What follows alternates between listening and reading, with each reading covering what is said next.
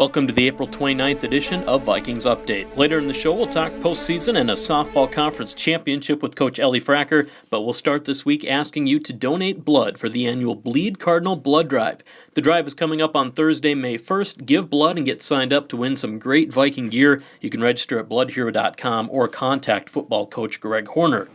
The Viking golf team wrapped up their spring season on Monday with the Midlands Conference and North Star Athletic Association Conference Championship in Nebraska. Men played 36 holes on Monday and women played 18. Day 2 on Tuesday was rained out, making the Day 1 results final. Viking men took 8th as a team. Jake Rickles, the top finisher for VCSU, he carded a 2-round total of 157, including a very good 74 in round 2. Rickles tied for 20th and Darren Young tied for 25th.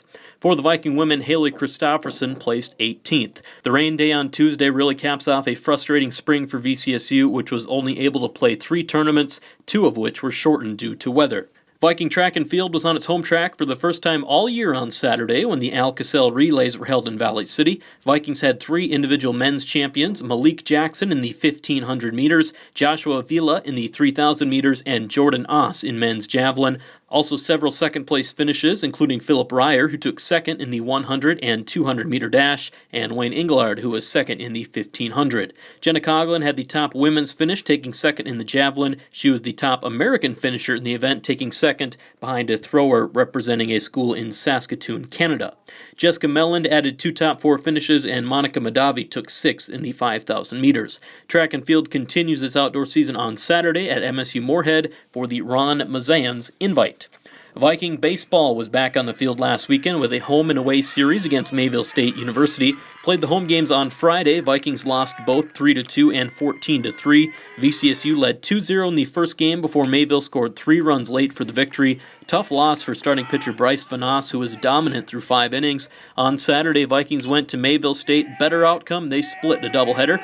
Vikings won Game 1 2-1 and lost a Game 2 slugfest 13-10. Corey Pudas was brilliant on the mound in Game 1. He allowed just 5 hits and a complete game victory, improved his record to 6-1 on the season.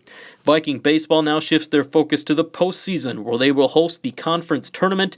VCSU earned the number 3 seed and will take on number 4 seed Dakota State in the opening round, 7 p.m. Friday night. It is a 6-team double elimination tournament, all held at Valley City's Charlie Brown Field Friday through Monday. Winner of the tournament moves on to the NAI opening round of the national tournament. And we'll end today's show with Viking softball, which is celebrating its first regular season conference championship since 1990. Vikings were only able to play 2 games this week due to weather, but swept Dakota State 5-1 and 10-6 on Saturday, improved the Vikings to 10-2 in conference play, which makes them the regular season conference champions. After losing their first 2 conference games of the year, Vikings won their final 10, and again, that is the first conference championship for Vikings softball since 1990. 2 Viking softball players named North Star Players of the Week. Samantha Nally pitched a complete game in the 5-1 win and was named Pitcher of the Week, and Brittany Lehner went 6 for 7 with a home run and 4 RBIs and was named Co-Player of the Week in the conference. Viking softball also now looks to the postseason, where they are the number 2 seed for the North Star and Frontier Conference Tournament. Dickinson State is the top seed. VCSU will take on number 5 seed Presentation College, 10:15 a.m. Friday morning in the opening round. That entire tournament being played in Jamestown.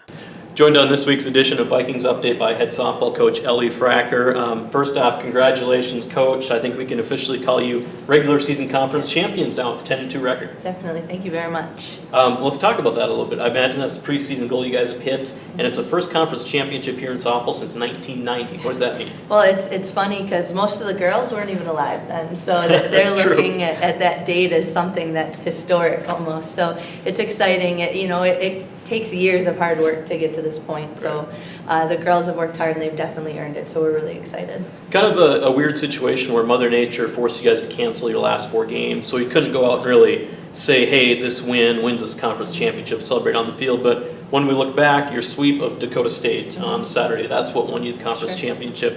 And you guys, you're hitting the ball well lately. And that weekend, Brittany and Liz Hall-Sewell, Brittany Lane or Liz Hall-Sewell both had big weekends. Talk about what your offense is doing lately. Definitely. We've been hitting the ball all up and down. 1 through 9 has been huge. You look at those two, obviously, big numbers.